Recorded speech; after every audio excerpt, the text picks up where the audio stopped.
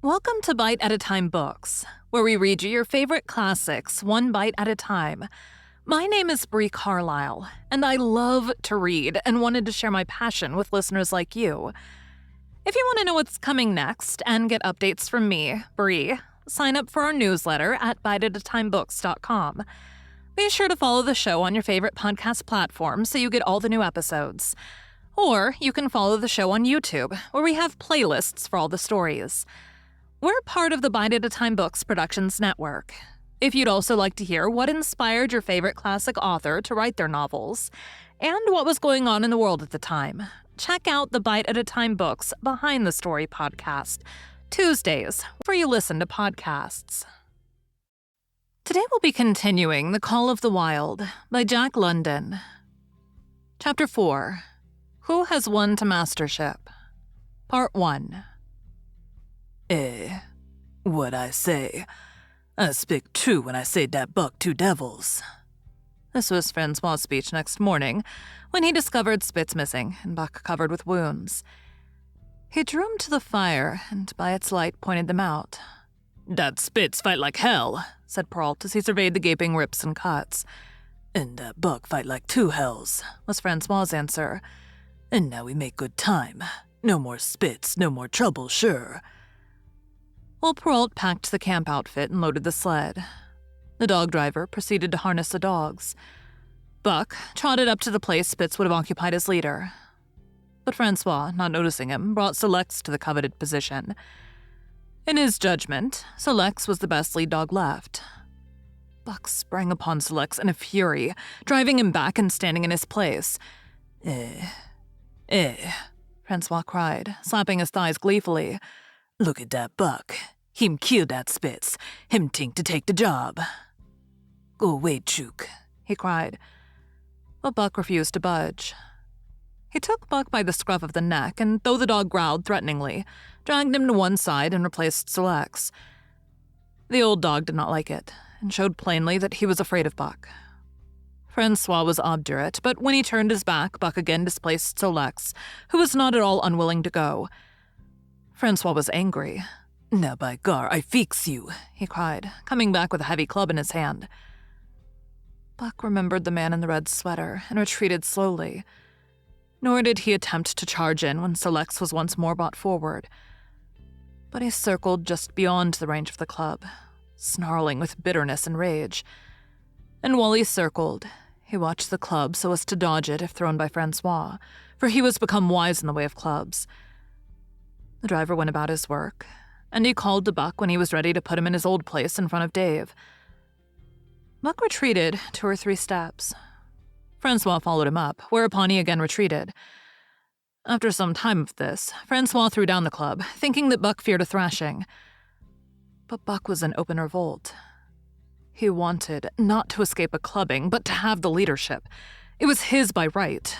He had earned it, and he would not be content with less. Perrault took a hand. Between them, they ran him about for the better part of an hour. They threw clubs at him. He dodged. They cursed him and his fathers and his mothers before him, and all his seed to come after him down to the remotest generation, and every hair on his body and drop of blood in his veins. And he answered curse with snarl and kept out of their reach. He did not try to run away, but retreated around and around the camp, advertising plainly that when his desire was met, he would come in and be good. Francois sat down and scratched his head. Perrault looked at his watch and swore. Time was flying, and they should have been on the trail an hour gone. Francois scratched his head again. He shook it and grinned sheepishly at the courier, who shrugged his shoulders in sign that they were beaten. Then Francois went up to where Selects stood and called to Buck. Buck laughed as dogs laugh, yet kept his distance. Francois unfastened Selects' traces and put him back in his old place. The team stood harnessed to the sled in an unbroken line ready for the trail. There was no place for Buck, save at the front. Once more Francois called, and once more Buck laughed and kept away. "Throw down de club," Perrault commanded. Francois complied, whereupon Buck trotted in, laughing triumphantly, and swung around into position at the head of the team. His traces were fastened, the sled broken out, and with both men running, they dashed out onto the river trail.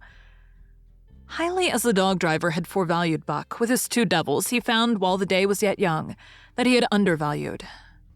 At a bound, Buck took up the duties of leadership, and where judgment was required and quick thinking and quick acting, he showed himself the superior even of Spitz, of whom Francois had never seen an equal.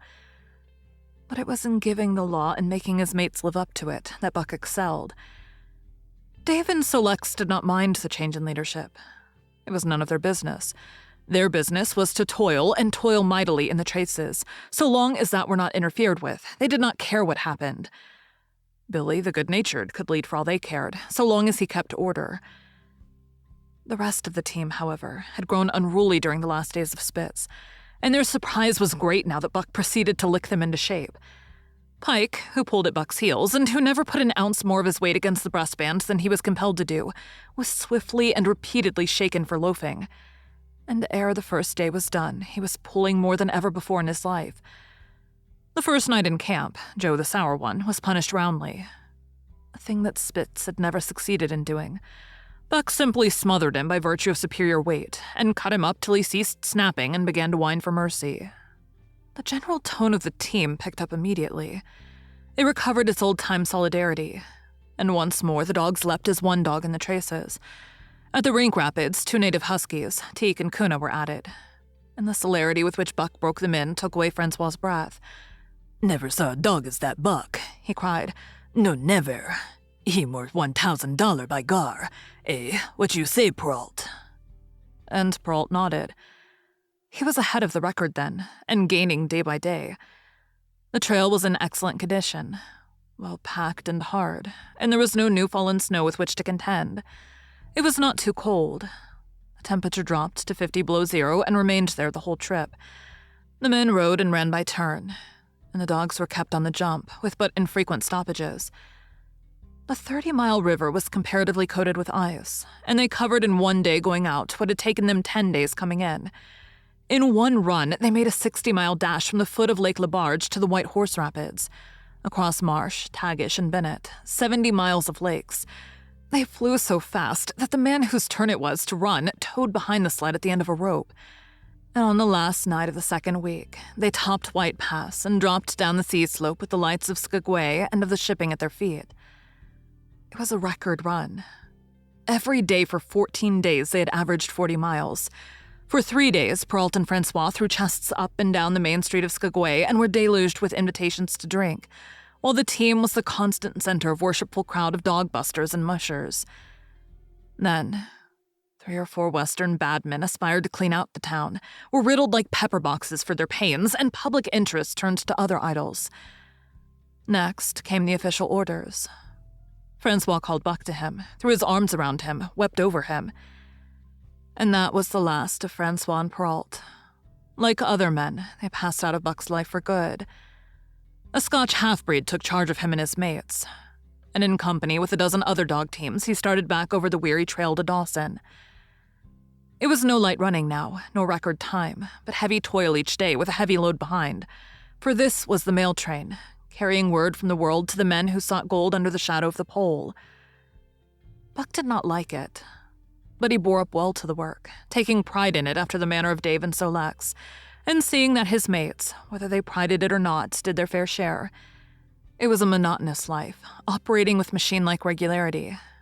One day was very like another. At a certain time each morning, the cooks turned out, fires were built, and breakfast was eaten. Then, while some broke camp, others harnessed the dogs, and they were underway an hour or so before the darkness fell, which gave warning of dawn. At night, camp was made. Some pitched the flies, others cut firewood and pine boughs for the beds, and still others carried water or ice for the cooks. Also, the dogs were fed. To them, this was the one feature of the day, though it was good to loaf around after the fish was eaten, for an hour or so with the other dogs, of which there were 50 and odd. There were fierce fighters among them. But 3 battles with the fiercest brought Buck to mastery, so that when he bristled and showed his teeth, they got out of his way. Thank you for joining Bite at a Time Books today, while we read a bite of one of your favorite classics. Again, my name is Bree Carlile, and I hope you come back tomorrow for the next bite of The Call of the Wild. Don't forget to sign up for our newsletter at biteatatimebooks.com. You can check out the show notes or our website, biteatatimebooks.com, for the rest of the links for our show. We'd love to hear from you on social media at Bite at a Time Books.